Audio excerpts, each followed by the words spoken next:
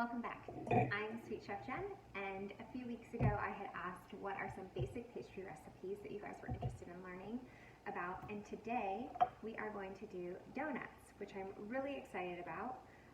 This is a really fun project that can be done a couple of days in advance. They can sit in your freezer and you can enjoy them as you want, just like a couple a day or whatever.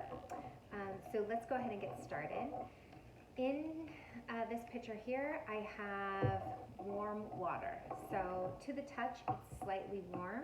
I don't want something that's hot because it will kill the yeast, and I don't want something that's cold because it won't activate it. So I'm going to let this nice warm water sit off to the side while I get creaming my sugar and my shortening. I'm going to cream it using the dough hook. So typically when you hear the term creaming, it would be the paddle attachment on the machine, but today we're using the dough hook. So I'm going to go ahead and turn this on low speed. Cream at medium speed. You can see the yeast is almost ready to go. It's nice and frothy.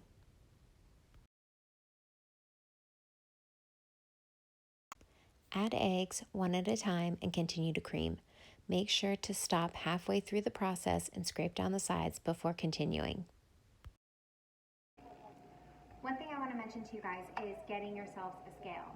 Most of my recipes are done in grams and in ounces, and it's really tough for me to go back to doing cups because one, it's just not efficient, and two, it's not as exact. In pastry, you want everything to be exact.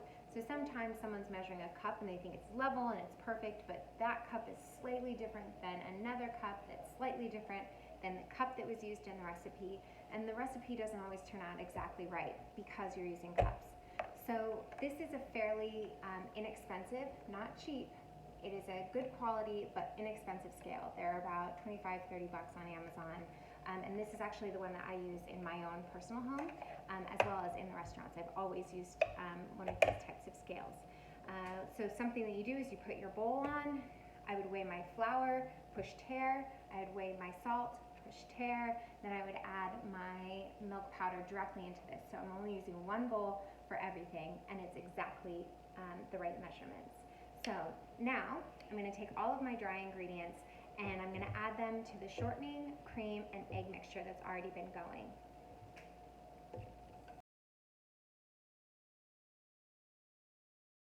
After the dries, add the frothy yeast mixture. Using the dough hook, mix on medium speed for 4 minutes.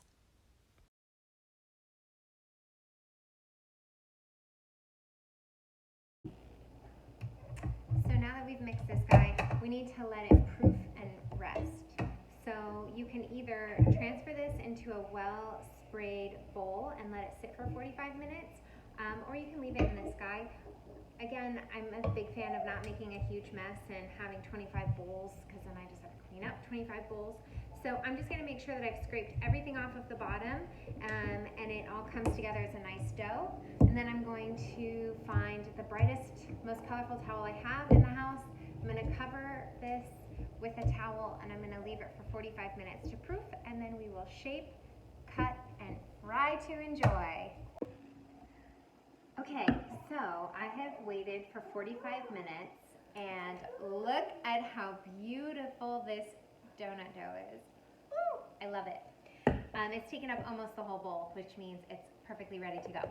So I'm going to sprinkle the table with some flour, and I want to make sure that I have plenty of flour down where I'm putting the donut so that it doesn't stick to the table. And then I'm going to gently tip it out onto the table.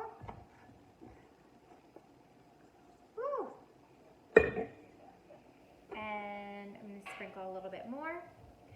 This dough is one of my ultimate favorite doughs. I love feeling this. It makes me genuinely happy to just like touch this soft dough, and it's like so fluffy. It's wonderful. So we're going to roll this out till about ½ inch thick. Really gently, I'm just kind of moving the dough around. I'm not forcing it and putting a lot of pressure onto it. I just want to gently guide it. This looks beautiful.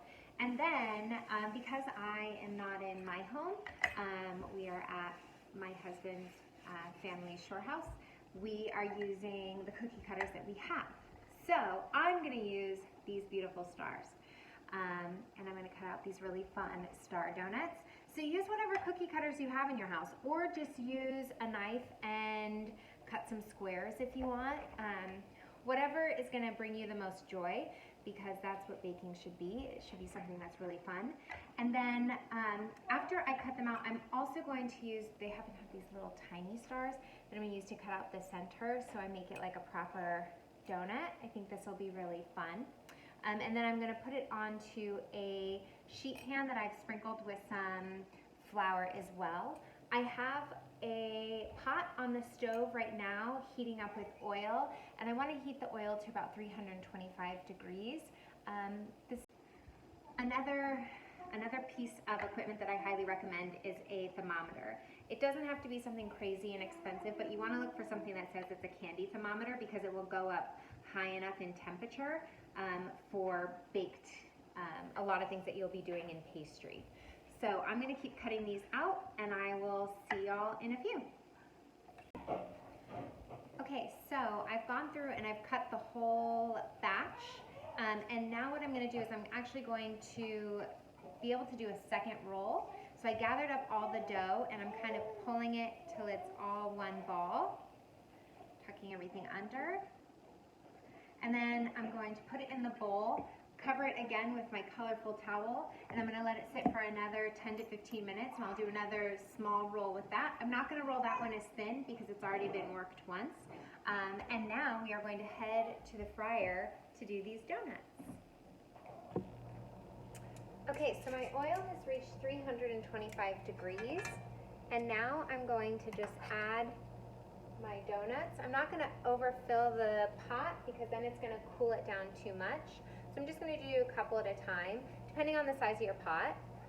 And I'm going to give them about 30 seconds to a minute per side. The hole in the center absolutely helps. If you don't have a hole in the center, which is fine, it's going to take a little bit longer just to make sure that the dough gets cooked all the way through. Just going to let this guy go.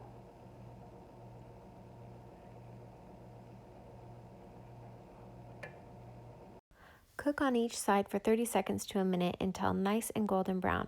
You're either using tongs or a slotted spoon to remove from the oil and put onto a paper towel to remove excess oil.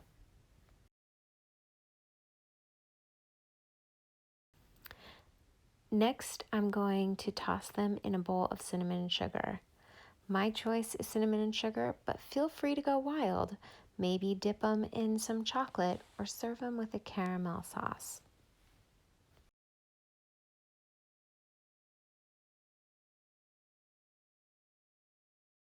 Look at these cute little star donuts with some cinnamon and sugar. They look fantastic. Don't forget about the donut holes. Since they're smaller and they're more round, they tend to be a little bit harder to flip all the way over. So if you just keep stirring them around, they'll get golden brown on all sides. Now we're going to go look at that dough we had resting that's on its second roll. So as you can see, I've got my second roll on that batch of dough. I didn't roll it as thin. It's definitely more tough than the first batch. And my plan for these is to freeze them for a rainy day. So what I'll do is I'll put them on a sheet pan, put them in the freezer. After they're totally frozen and hard, I'm going to throw them into a Ziploc bag, and then I'll leave them for about 3 months.